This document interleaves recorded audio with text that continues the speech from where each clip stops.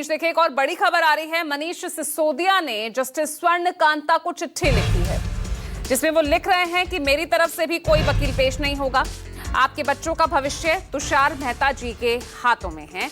मुझे न्याय की उम्मीद नहीं है। मनीष सिसोदिया की ये चिट्ठी। अब सत्याग्रह के अलावा कोई रास्ता नहीं बचा है। इससे पहले आपको याद होगा कि कल केजरीवाल ने भी इसी तरह से चिट्ठी लिखी थी। वो भी सत्याग्रह का रास्ता अपनाने की बात कर रहे थे। अब आज मनीष सिसोदिया ने भी जस्टिस स्वर्ण कांता को ये चिट्ठी लिखी। मनीष सिसोदिया ने भी चिट्ठी लिख दी है। वो भी ना उनका वकील नहीं पेश होंगे।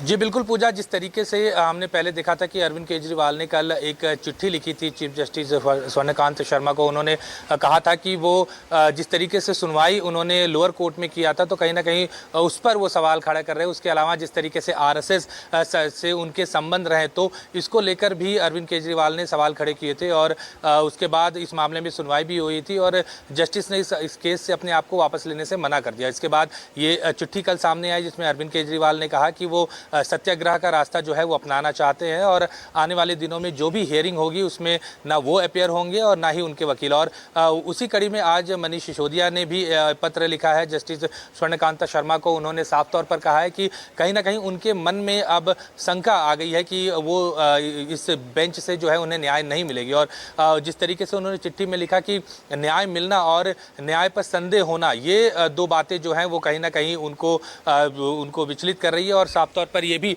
वो ये कह रहे हैं कि उनको उम्मीद नहीं है कि इस बेंच से उन्हें किसी भी तरीके की न्याय मिल जाएगी। और जिस तरीके से तुषार मेहता का नाम सामने आया, क्योंकि लगातार आम आदमी पार्टी और अरविंद केजरीवाल, मनीष सिसोदिया इस बात को उठा रहे हैं कि जिस तरीके से जस्टिस स्वर्णकांत शर्मा के बेटे और बेटी, इन दोनों लोग जो हैं वो तुषार मेहता के फार्म में काम करते हैं और उन्हें कई ऐसे सरकारी केसेस मिलते हैं। तो ऐसे में कहीं ना कहीं वो इस पूरे मामले को इन्फ्लुएंस कर सकते हैं। तो इस तरीके का संदेश जो है वो दोनों नेताओं ने जो है वो दिखाया और जिसके बाद फैसला लिया गया कि सत्याग्रह की राह पर चलेंगे। और जिस तरीके से हमने तस्वीरें देखी थी 2012 में जब इंडिया अगेंस्ट करप्शन चलता था, तो आम आदमी पार्टी या अरविंद केजरीवाल या मनीष सिसोदिया या उस समय अन्ना हजारे जो इस पूरे मूवमेंट को लीड करते थे, वो अपने किसी भी कार्यक्रम की जो शुरुआत है वो राजघाट से करते थे। और आम आदमी पार्टी की पहचान बन गई थी कि लगातार कोई किसी भी तरीके की मुसीबत में अगर आम आदमी पार्टी के नेता लीडर आते थे तो वो राजघाट बापू के धाम जो है वहाँ जाते थे। और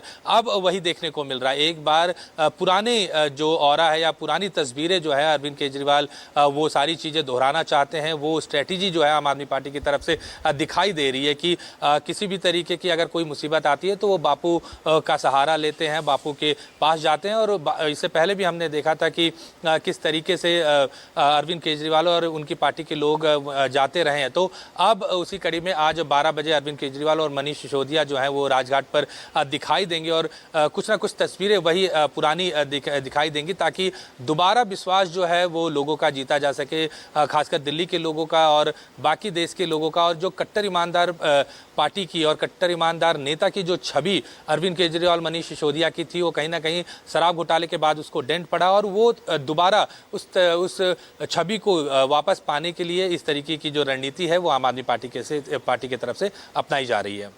चलिए ठीक है, आप बने रहिएगा अमित।